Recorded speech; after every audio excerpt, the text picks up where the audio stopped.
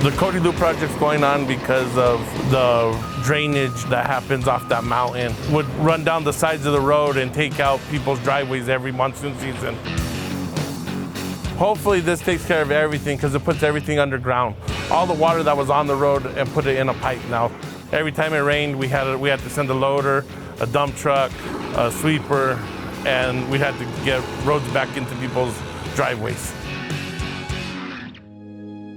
We saw the smoke, and within 7 minutes, it was coming up over the hill.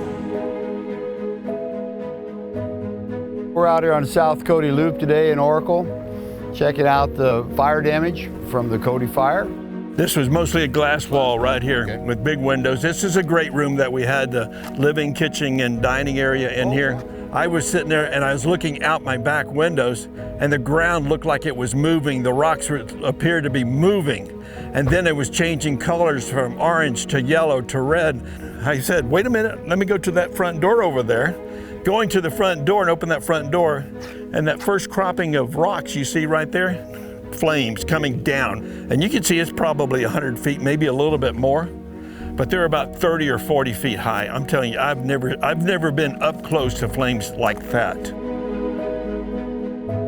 There was no time to think about grabbing anything. The only time we had was get out and get in this van and get down that driveway because it was that fast and moving that fast. I'm thinking we're gonna find a way out of here because on that loop, one of them was blocked by the fire. And the county is working on a drainage system in the middle of the road. So for the past number of weeks, the road has been blocked. There was no road. It was 20 or 25 feet wide and a few hundred feet long in the space they were working on, with no passage. Just a big hole in the ground. Monday before the Cody Fire, there was another fire up here. Cedar Ridge Fire, which is only, as a crow flies, half a mile, quarter mile from where the Cody Fire started. Rob came up at, I think it was like 6 o'clock in the morning, and he used as much backfill as he had to complete a one-lane road at the bottom of the hill so that people could exit this area just in case something happened. He had a trench open to put pipe in, and he had to backfill it, so that was gonna cost his company more money, more time. We backfilled everything, got at least one lane on Cody Loop in case that other fire kicked up and people could get in and out.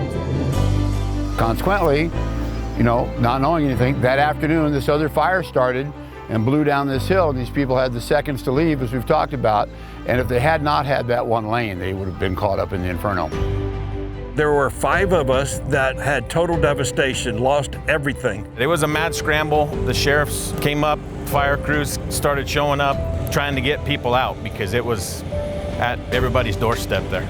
And if it hadn't been for that single lane road, many of these people in this area would not, none of these people would have been able to escape this area. The fire was south of his construction site, so it had closed the road down.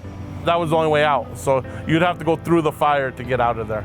There was a couple homes past where we were working that the only way out would have been through the fire, so very, very glad we decided to do what we did. We thank God because the supervisor on that crew had enough wherewithal to go ahead and open that road up. He even lost equipment in there, expensive $1 million worth of equipment he lost. I never thought I would be trying to outrun a fire and get equipment and guys into a safe location. So it was a little different. I had a great conversation with Rob, and I tell you what, he's a fine man. And he's concerned about the people here in this area. He's concerned about doing the best job capable on this drainage line that he's putting in. And he's concerned about not only the residents, but also his team. And he had great foresight to go ahead and do that. And I am just proud to know him.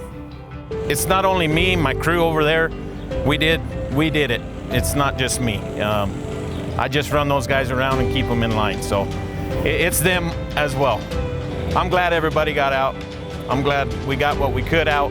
And I'm glad all the homeowners, nobody lost their lives, lost some property, but I think everybody I've talked to, they're going to rebuild and keep going.